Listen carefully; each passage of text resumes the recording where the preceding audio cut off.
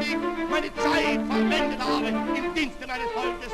Gib du jetzt eine Stimme ab. Wenn ja, dann tritt für mich ein, so wie ich für dich eingetreten bin.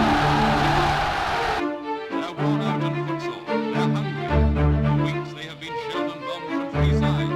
They had to stagger back to the sea to survive. They were betrayed, but never defeated or dispirited. Round these men there hangs an atmosphere of glory. They're still in formation, they're still grinning, past the dust and oil on their faces. For what has been done in the past few days, the bee and mystery.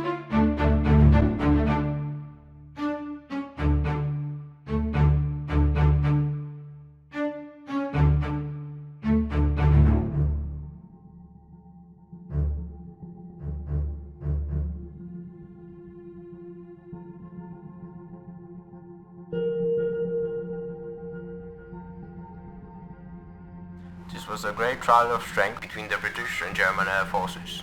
Can you conceive a greater objective for the Germans in the air than to make evacuation from these beaches impossible, and to sink all these ships which were displayed almost to the extent of thousands?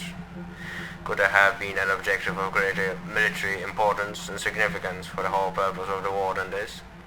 They tried hard and they were beaten back. They were frustrated in their task. We got the army away, and they have paid fourfold for any losses which they have inflicted. Very large formations of German aeroplanes have turned on several occasions from the attack of 1/4 of the number of the Royal Air Force, and have dispersed in different directions. 12 aeroplanes have been hunted by 2. 1 aeroplane was driven into the water and cast away by the mere charge of a British aeroplane, which had no more ammunition. All our types, the Hurricane, the Spitfire, and the New Defiant, and all our pilots have been vindicated as superior to what they have at present to face. When we consider how much greater would be our advantage in defending the air above this island against an overseas attack, I must say that I find in these facts a sure basis upon which practical and reassuring thoughts may rest. I will pay my tribute to these young airmen.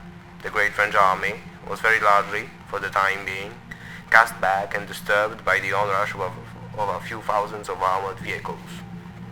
May it not also be that the cause of civilization itself will be defended by the skill and devotion of a few thousand airmen? There never has been, I suppose, in all the history of war, such an opportunity for youth. The Knights of the Round Table, the Crusaders, all fall back into the past, not only distant but prosaic. These young men, going forth every morn to guard their native land and all that we stand for, holding in their hands these instruments of colossal and shattering power, of whom it may be said that every morn brought forth a noble chance, and every chance brought forth a noble night, deserve our gratitude, as do all the brave men who in so many ways and on so many occasions are ready, and continue ready, to give life and all for their native land.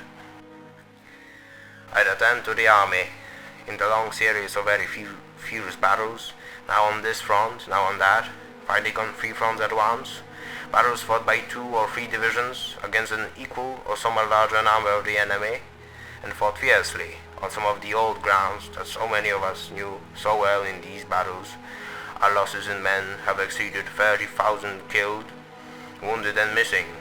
I take occasion to express the sympathy of the House to all who have suffered bereavement or who are still anxious. The President of the Board of Trade is not here today. His son has been killed, and many in the House have felt the pangs of affliction in the sharpest form. But I will say this about the missing. We have had a large number of wounded come home safely to this country.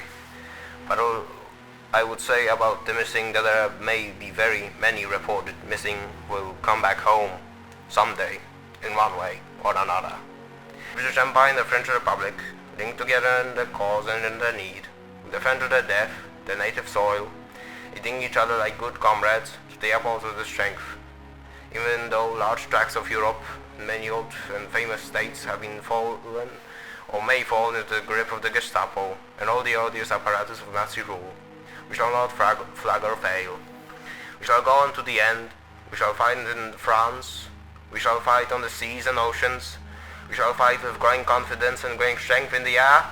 We shall defend our island, whatever the cost may be. We shall fight on the beaches. We shall fight on the landing grounds. We shall fight in the fields and in the streets.